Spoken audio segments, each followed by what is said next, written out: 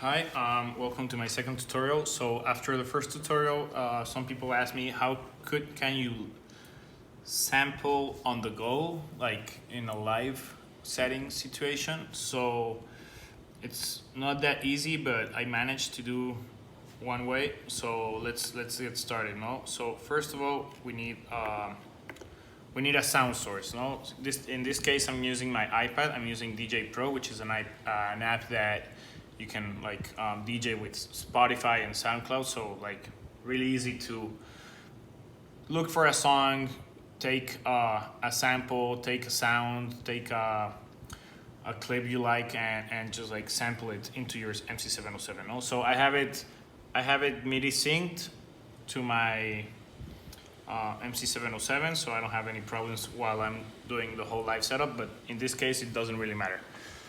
It could be a synth, it could be whatever. So what you want first is if you're looping on the go, first you need your source. No, so my source is gonna be in the 8th track. What I like about it is that you don't depend on turning the input knob here, and you can like just put it down and up here. So okay, yeah. So I'm gonna create a looper track here, and I'm gonna go to Shift Select, and in the general settings, in the audio insert, I'm gonna choose wherever I'm sending the input channel. No? So from my iPad, I'm sending this. Okay. So now let's hear it. For example, I have two songs. I'm gonna do two samples, so I can show you a little trick. So this is the most annoying part. It's the first part you need to get right.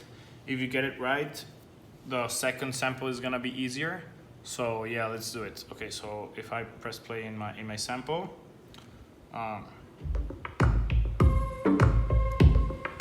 okay, it's supposed to be synced to my other sounds. So I don't know. Here I have a drum track, so they should be synced.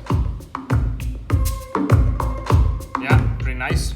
So okay, I'm gonna record this sample into a tone track. So I'm gonna delete this track just to do it from scratch.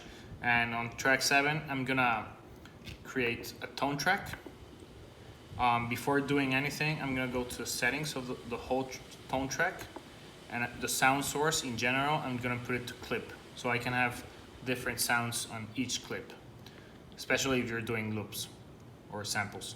So okay, now that I have this, I'm gonna record from here my 8th track. No, how do I do that? I create a clip. Before that, I know my loop is 2 bars, so I'm just gonna create the clip from 2 bars. So I'm just gonna create. I'm gonna go to sound, and I'm gonna go to record.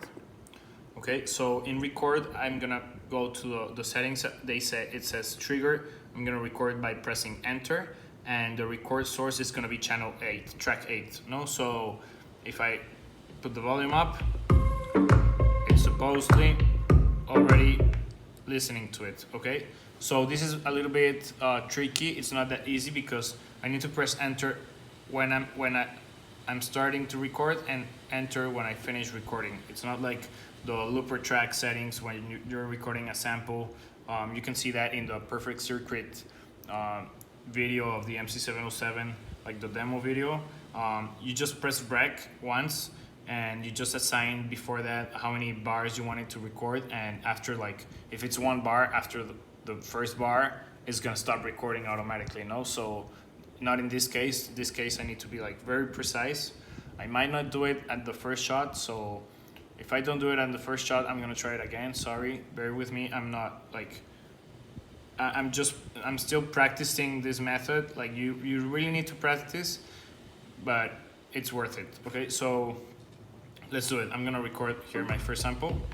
Also, one thing I noticed before doing that is that when you record that into a tone track, always normalize it, because if you don't normalize it, you're gonna get a different sound, like a different sound volume, and like different gain in each. And the trick of this is that while I already have my loop playing on the new tone track and the old loop is playing, the trick is to like switch them really fast so no one notices that you switch channels. So that's like on the go live looping, no? So okay, let's do it.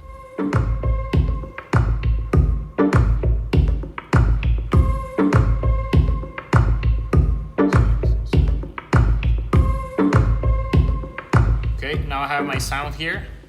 I'm gonna normalize it really quick. It doesn't take that much. I'm gonna press enter without even listening to it.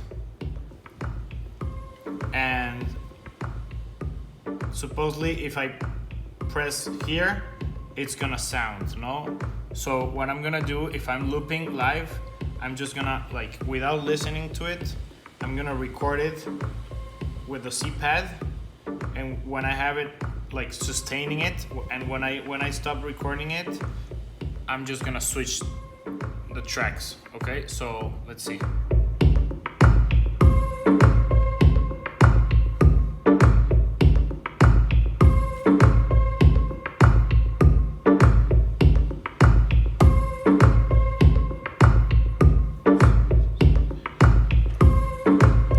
Okay, so I think I got it. So I'm just gonna switch them really fast. You see, no one noticed that, and you already have your loop inside your tone track. I'm gonna switch them back so you see nothing really changes. Okay, so you can do it also with the mute button probably. No?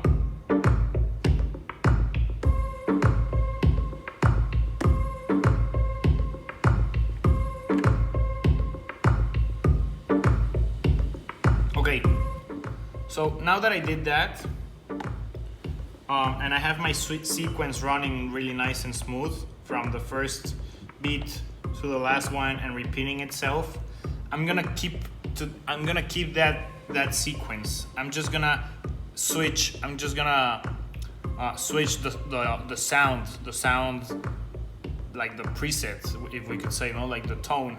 So what I'm gonna do here is I'm gonna create a new tone track here in my other channel, and now I'm gonna record a different loop, a different sample. So here I'm gonna pause this one. I have another one here, so I'm gonna play the second one.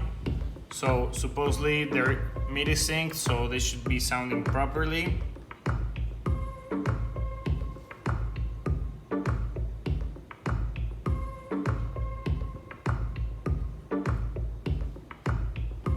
Oh wait, it's muted. Okay, so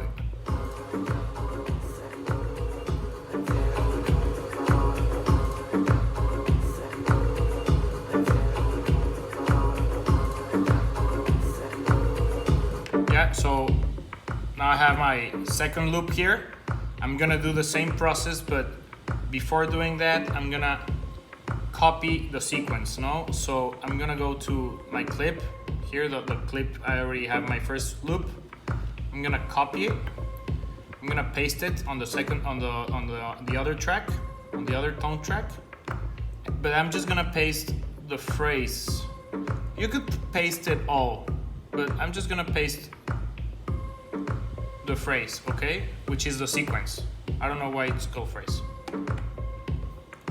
Okay, so, but here's not playing, so make sure it's playing, even though it doesn't have a sound. So I'm gonna go to sound, record again, track 8. So let's, like, supposedly we already have our loop.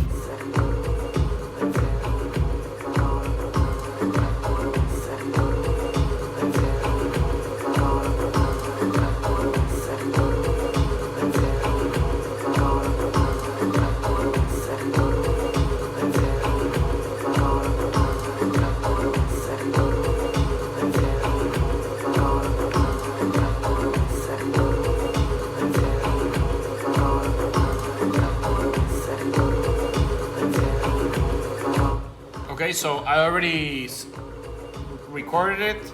I'm just gonna press enter to assign it. And because I already have my sequence running, I don't even have to, like, re-record it again.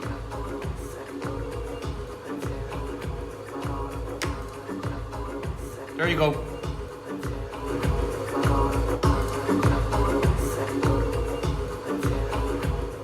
we can do a third one just to see how fast it was. I'm gonna do a third one without explaining. So I'm just gonna pick a random song, pick a random loop, and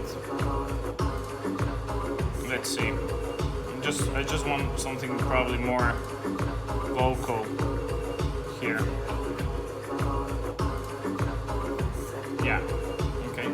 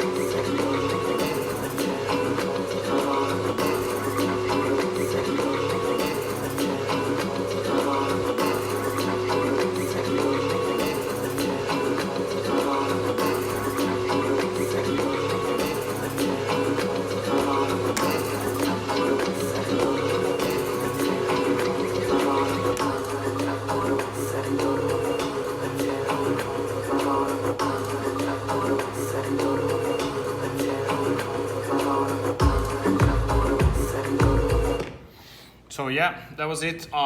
We have to be really careful when you press enter, and the last clip I had a little bit of problems and I wasn't pressing it right. Probably I had too much pressure on me, I don't know. But yeah, it's possible. Like I showed you, I had two different clips sounding pretty well together from two different songs, and like here then you can like just like add, like this is more like this is like a tone track I have already like here, so like yeah, you can like add it to your live set, like to your song, whatever, just keep creating. And yeah, like hit me up if you have any doubts. Thank you.